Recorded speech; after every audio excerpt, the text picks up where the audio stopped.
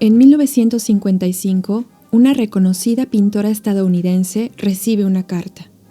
La carta decía lo siguiente: soy una artista japonesa y he estado pintando por 13 años desde que tenía 13 años de edad. Sin embargo, siento que estoy muy lejos de donde usted está y solo he dado un paso en esta larga y difícil carrera artística. Me gustaría pedirle si usted amablemente me pudiera mostrar el camino para lograrlo. La carta iba acompañada de varias acuarelas. La artista que la recibió era Georgia O'Keeffe. La artista que la mandó era Yayoi Kusama. Bienvenidos a Arte Inclusivo Podcast. Primero que nada quisiera agradecerles muchísimo el apoyo que he recibido. Muchas gracias a todos los que han estado siguiendo y escuchando el podcast, el episodio 1. Hoy vamos a hablar sobre la fabulosa artista Yayoi Kusama. Me gustaría hacer una advertencia. En este podcast voy a hablar sobre temas de contenido sexual.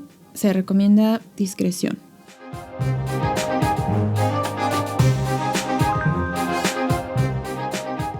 Yayoi Kusama nació el 22 de marzo de 1929 en la ciudad de Matsumoto, en la prefectura de Nagano, en Japón. Ya casi su cumpleaños número 92. Su familia era una familia de mucho dinero. Se dedicaban a sembrar y distribuir semillas de diversos tipos y tenían grandes campos de flores. Y entonces Yayoi, desde que era muy pequeña, tomaba un cuaderno de dibujo y se iba a estos grandes campos a dibujar. Y un día de esos, en que se iba al campo, sentada entre todas las flores, comenzó a tener una alucinación. Resulta que empezó a ver que las flores alrededor de ella tenían caras. Y no solamente eso, sino que le empezaban a hablar. Haz de cuenta Alice in Wonderland. Pero Yayoi, confundida, comenzó a correr hacia su casa. Y mientras corría, un perro empezó a perseguirla. Y el perro también empezó a ladrar, pero en vez de escuchar ladridos, ella escuchaba palabras humanas. Obviamente se sintió mucho más confundida y regresó a su casa, en donde se encerró para tratar de entender qué era lo que le estaba pasando. A partir de ahí empezó a tener este tipo de alucinaciones, en donde también salía a pasear y de repente empezaba a ver muchas luces de colores o muchas imágenes que brincaban entre sus ojos y la dejaban absolutamente asombrada. Y entonces empezó a dibujar aún más, tratando de ponerle sentido a todas estas imágenes que estaba viendo en su cabeza. Ella dice en su autobiografía que para poder evadir todas estas imágenes y toda esta ansiedad que empezó a vivir, la única forma de escape que encontró fue pintando todas estas ideas e imágenes. Ponerlas en papel con pintura, lápiz, pluma, lo que fuera, para tratar de descifrar todas estas ideas. Esto se convirtió en la forma en que ella empezó a luchar con su ansiedad y a encontrar una forma de escape a sus alucinaciones.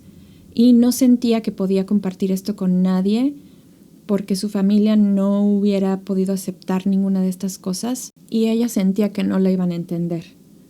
Se sentía aislada del mundo entero y la forma en que ella pudo seguir viviendo en este mundo fue a través de su arte. También es muy interesante mencionar sobre los padres de Yayoi. La madre de Yayoi no estaba de acuerdo con que ella se convirtiera en una artista. Ella más bien lo que quería es que Yayoi se casara con alguien de la alta sociedad y entonces cuando la encontraba dibujando, normalmente le rompía sus dibujos. El que la apoyaba más era su padre, quien era quien le compraba los materiales artísticos para que ella pudiera seguir dibujando. Él había tenido que renunciar a su propio apellido para adoptar el apellido Kusama. Yayoi cuenta que el padre se iba frecuentemente a casas de prostitución y con geishas, y por supuesto esto causaba muchísimo enojo en la madre de Yayoi, que hacía que Yayoi misma lo siguiera y luego reportara de regreso todo lo que su padre había hecho. Esto causó grandes traumas en Yayoi, específicamente con respecto a temas de sexualidad. En 1948, 3 años después de que la guerra había terminado, por fin Yayoi pudo estudiar en la Escuela Municipal de Arte de Kioto. Su madre había sido convencida de que estudiara siempre y cuando estudiara también la escuela de etiqueta. En 1952 por fin tuvo su primer solo show. Esto fue ahí en la ciudad de Matsumoto. Ya para entonces ya estaba siendo atendida por su neurosis en un instituto de psiquiatría en la misma ciudad. Mientras tuvo su exposición, una de las personas que la visitó, uno de los médicos de hecho, le comentó que estaría bien que ella se fuera de ahí, porque seguir en contacto con su madre probablemente iba a causar que su neurosis empeorara.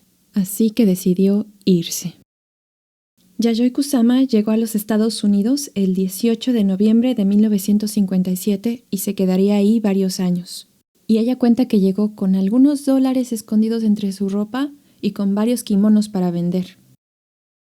Primero llegó a la ciudad de Seattle, en donde tuvo su primer solo show en los Estados Unidos en diciembre de 1957 en la Galería Dusan. Pero por supuesto que su sueño era llegar a la ciudad de Nueva York, en donde sabía que tenía que llegar si quería lograr una carrera artística. Poquito tiempo después, por fin llegó a Nueva York y llegó a vivir en un hostal budista por unos meses hasta que por fin empezó a rentar un loft en donde se dio pronto cuenta de que la ciudad de Nueva York era una ciudad muy difícil, muy violenta y parecía un infierno. Empezó a vivir en la pobreza. Cuenta que un día su vecino tocó la puerta y este era nada más y nada menos que Sam Francis, que todavía no era famoso y vivía en el siguiente edificio. Le pidió que le hiciera un café con leche y ella se apenó porque ni siquiera tenía leche que ofrecer. En realidad era hasta difícil conseguir cosas de comer en ese tiempo. Ella cuenta que tenía que ir a conseguir cabezas de pescado y vegetales descartados por tiendas y luego hacer sopa de ellos para poder sobrevivir los siguientes días. Afortunadamente, un día Georgia O'Keeffe llegó a visitarla. Resulta que desde que Yayoi le escribió la carta, Georgia le contestó y desde entonces estuvieron manteniéndose en contacto por mucho tiempo e incluso Georgia le ayudó a Yayoi a lograr convertirse en una gran artista. Yayoi se sintió muy feliz por fin conocer a Georgia. Ella la presentó con la comerciante de arte Edith Halpert, quien compró algunas de sus obras. Yayoi utilizó cada centavo para comprar materiales para seguir pintando. Pintaba y pintaba sin parar, llenando sus cuadros de sus famosas redes. Una vez que el lienzo se le acababa, seguía pintando sobre la mesa, sobre las paredes, sobre las sillas, sobre lo que fuera, en repeticiones y repeticiones infinitas de su arte, demostrando así que también tenía toda esta ansiedad, toda esta obsesión por la repetición, por utilizar el mismo patrón muchas veces hasta que se expandiera al infinito. Por fin en octubre de 1959 tuvo su primer solo show en la ciudad de Nueva York. El show se llamó Obsesión Monocromática y ocurrió en Brata Gallery. Exhibió varias de sus pinturas de redes infinitas monocromáticas que hoy en día son precursoras de movimientos como Zero Art y Pop Art. Y si no las has visto, te invito a que las busques y las observes, porque en realidad sí causan una sensación de mucha obsesión y mucha tranquilidad al mismo tiempo. Son pinturas que te atrapan y te transportan a un sentido de vértigo, pero al mismo tiempo de serenidad. También tienen un sentido muy biomórfico. Es como observar a través de un microscopio, pero al mismo tiempo un sentido muy universal. Ella misma dice que sus polka dots, sus lunares, representan que nosotros somos como un punto en el universo. Este primer solo show le dio mucho éxito. Después de esto tuvo gran reconocimiento, no solamente en Estados Unidos, pero también en otros países y dio pie a otras exposiciones. Recordemos que también pintaba obras muy muy grandes de varios metros de longitud con sus redes infinitas que causaban muchísima impresión. También participó en la Bienal número 20 del Museo de Brooklyn y al poco tiempo la invitaron a un museo de Alemania a participar en una exhibición en Leverkusen. Disculpen si no lo estoy pronunciando bien, probablemente no. En donde fue invitada a representar a los Estados Unidos junto con el artista Mark Rothko. Y también otros artistas muy importantes internacionalmente participaron, como Lucio Fontana, Yves Klein y Piero Manzoni. Yayoi se estaba consolidando como una importante artista del arte contemporáneo en los Estados Unidos y en el mundo. En 1961 comenzó a hacer algo que llamó esculturas suaves. Esto fue parte de algo que ella misma llamaba arte obsesivo, donde hacía también repeticiones de estas esculturas suaves. Este evento ocurrió en octubre de 1962 en una exhibición de varios artistas en Green Gallery en Nueva York, que también se le conoce como el parteaguas del arte pop. Clay Oldenburg, que era otro artista que hacía en realidad esculturas con papel maché, observó las esculturas suaves de Yayoi en esta exhibición.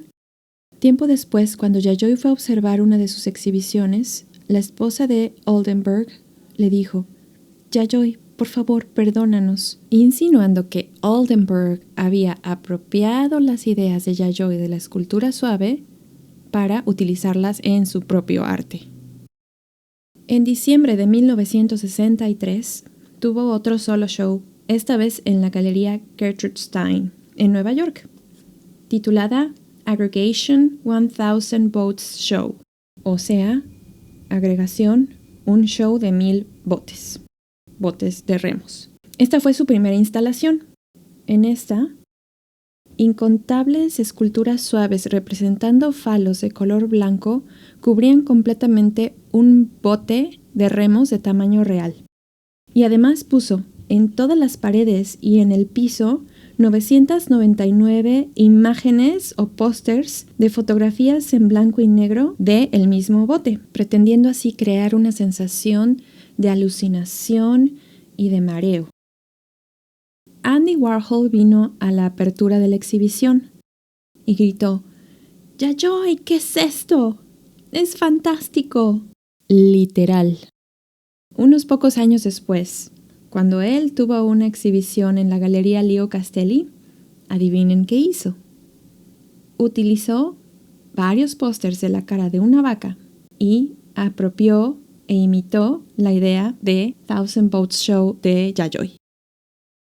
Estas apropiaciones le volvieron a ocurrir en el futuro. No fue la única vez. También le pasó con sus mirror rooms y en muchas ocasiones esto le causó gran depresión y periodos de mucha ansiedad.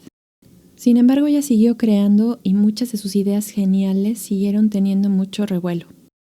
Por ejemplo, en la Bienal de Venecia de 1966, creó algo que se llamó el Jardín de Narciso o Narcissus Garden, que consistía en varias de sus esferas metálicas, las cuales vendía por 1,200 liras, alrededor de $2, cada una a la audiencia que pasaba por ahí.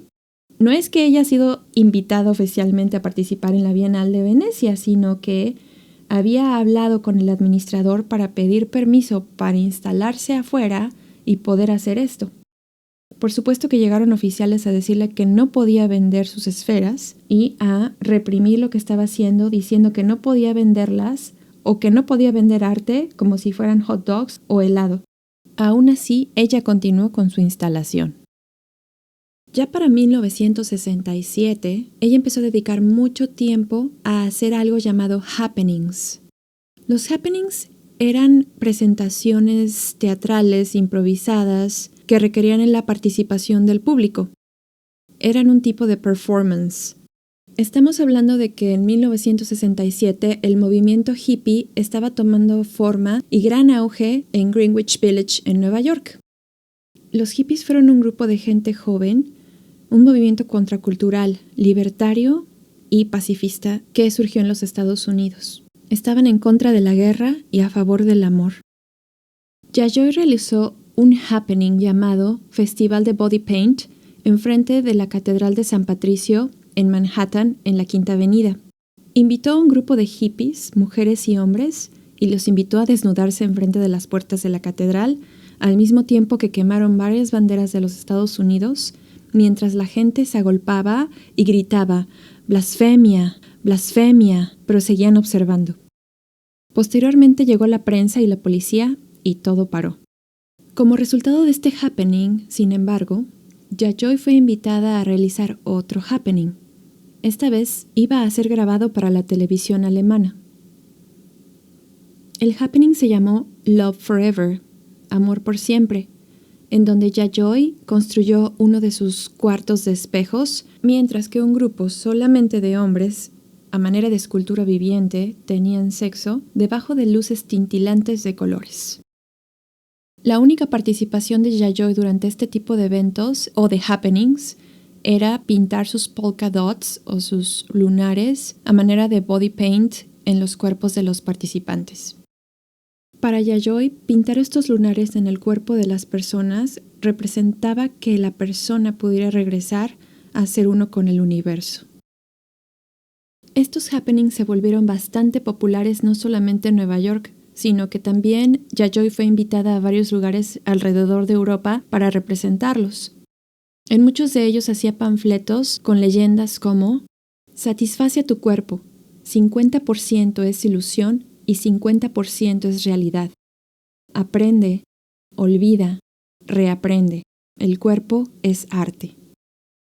Ya en 1968 empezó a incursionar en el mundo de la moda, y no solamente eso, sino también en el teatro y en el cine, e incluso, de acuerdo con varias fuentes, fue la primera en realizar una ceremonia o boda entre dos personas homosexuales, convirtiéndose así en parte importante de la liberación sexual de los Estados Unidos. Sin embargo, Yayoi siempre declaró su repulsión por el sexo y los órganos sexuales. De hecho, dijo en varias ocasiones que no le gustaba el sexo. Regresando un poco en el tiempo, en 1962 conoció al artista Joseph Cornell, conocido por realizar esculturas de materiales reclamados. Hacía unas cajas estilo collage, surrealistas, en donde utilizaba materiales como arena, recortes, madera, caracoles de mar, haciendo románticas composiciones. Si no conoces su obra, te invito a que lo busques. Cuando Cornell conoció a Kusama, se enamoró perdidamente de ella. Tuvieron una relación un poco extraña. Él era una persona obsesiva y antisocial, por lo que Yayoi se convirtió no solo en su musa, sino también en una de las pocas personas con las que hablaba. Su amistad duró varios años, hasta que él falleció en 1972. Otro artista reconocido al que Kusama consideraba su amigo era Donald Judd. Primero como crítico de arte y después como artista, Judd apoyó a Yayoi y Yayoi a él. En 1973, Yayoi regresa a Japón en lo que pensaba era una visita, pero se quedó allí ya, pues comenzó a tener alucinaciones nuevamente y decidió no regresar a Nueva York. Desde 1977 vive en una institución psiquiátrica voluntariamente. Sin embargo, construyó su propio estudio artístico cruzando la calle, y así ha continuado creando. No solamente pintura y escultura, ha seguido creando muchas cosas más en diferentes estilos artísticos. Como probablemente ya sabes, ha tenido exhibiciones alrededor del mundo en los museos y galerías más importantes, donde la gente hace filas de horas y horas para apreciar sus instalaciones, aunque sea por un minuto y en algunos casos por menos. De acuerdo con varias fuentes, es la artista favorita de la gente y ha tenido gran éxito en redes sociales, y su arte es considerado instagrameable. Pero sea o no sea instagrameable, Kusama ha sido fiel a sus propios sueños y a su visión artística a lo largo de toda su vida, y su obra repercute en su idea del infinito al acercarnos como espectadores a la repetición, la idea del lunar o del polka dot, las luces que se repiten cual estrellas en el universo, enfrentándonos con nuestra individualidad y llevándonos a la infinita dimensión del cosmos y nuestra esencia humana. La multiplicación, la libertad espiritual y su infinito talento que se refleja no solo en pintura, también en escultura y en muy variados métodos de expresión artística, incluyendo que es una versátil escritora de novelas y poemas y mucho más. Cada día crea, aún hoy. Me la puedo imaginar a sus casi 92 años, en su estudio, dibujando patrones interminables que trascenderán al infinito, como sus redes, como su arte, como su vida. Yayoi Kusama es infinita. Si te quedaste hasta aquí, te lo agradezco infinitamente como las redes de Kusama. Espero tus comentarios y sugerencias al correo electrónico arteinclusivopodcast@gmail.com. También me puedes encontrar en redes sociales como Arte Inclusivo Podcast y voy a estar publicando un episodio nuevo cada viernes por las noches, un viernes en español, un viernes en inglés. Así que te agradezco muchísimo y hagamos del arte exclusivo un arte inclusivo.